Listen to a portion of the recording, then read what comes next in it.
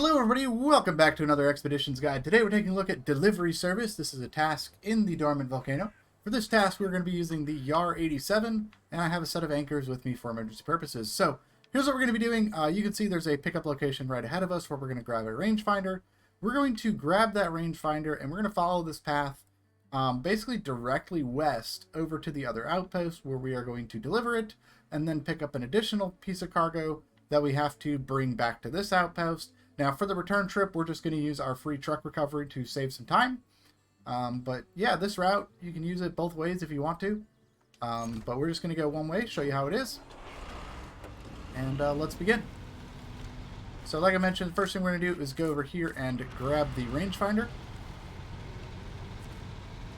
Once we have the rangefinder, we're going to go ahead and make our way down the hill and get down to the shoreline. Once we get down to the shoreline, we're going to follow this for a little bit.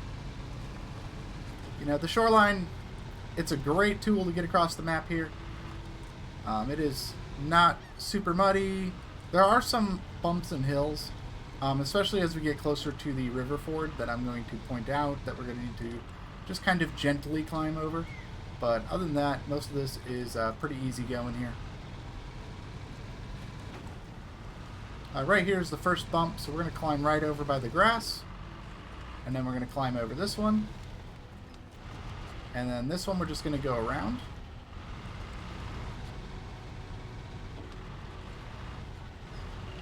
And then from here we're just going to go ahead and cross the river.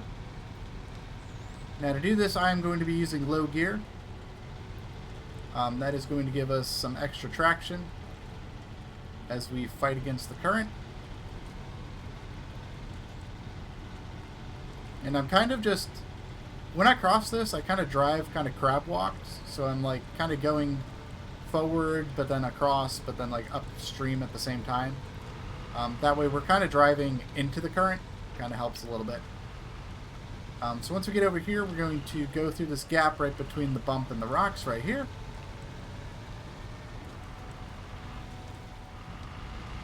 And then from here, we're just going to climb up. We're going to try to go around these rocks the best we can as we just climb up the hill.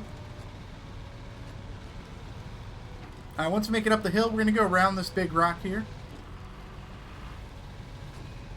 And there's going to be a little dip in the rocks here. So we're going to go right across that. And right on over is a path that we can use to get on top of this mountain. So we're just going to climb up the rocks here. Once we get over here, we're going to go around this big rock.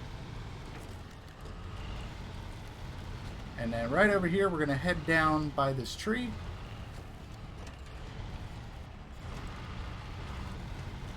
And from here, we're just going to slowly work our way down. We're going to be kind of weaving in between rocks and trees as we make our way down to the shoreline on the other side. So we're going to head all the way down here and go right between these rocks. We're going to head up the left side here. And this is probably the tightest turn here, so we're going to go around and head down left here. And we're just go nice and slow, give us as much turning as we can. So we kind of zigzag through all these rocks.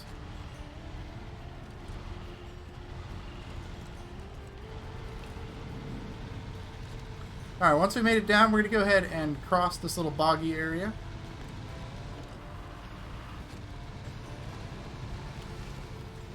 Once we get across over here, you're going to find a path down into this crack. That will be used to get across. And then we're just going to go ahead and head right on down to the shoreline here.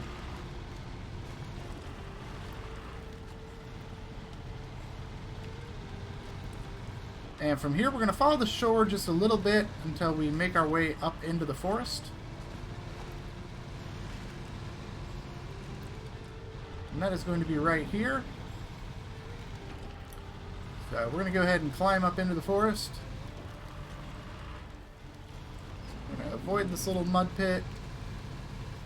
And then you'll find a very nice cleared out path All that's here is a bunch of shrubberies. There are some fallen trees here and there, but for the most part, this is pretty easy driving here.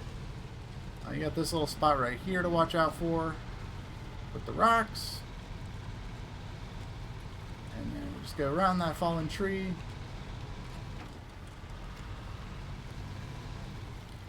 Now this is a tricky spot here.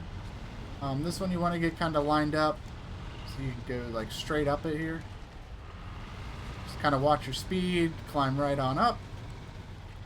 And then once you get over that, there are some bumps here, so you want to kind of just kind of ease over it.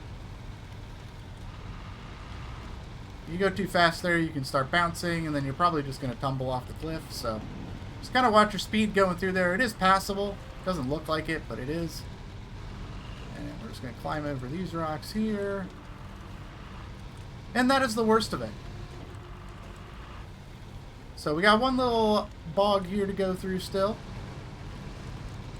So we're going to go ahead and cross through that. Nice and easy. And then we're going to go right through these rocks here. And this is going to get us to the western outpost. And from the western outpost, there's going to be a blue square. Drive right on over to that blue square. We're going to drop off the rangefinder. Now we have to pick up a flight recorder, which is in this square right here.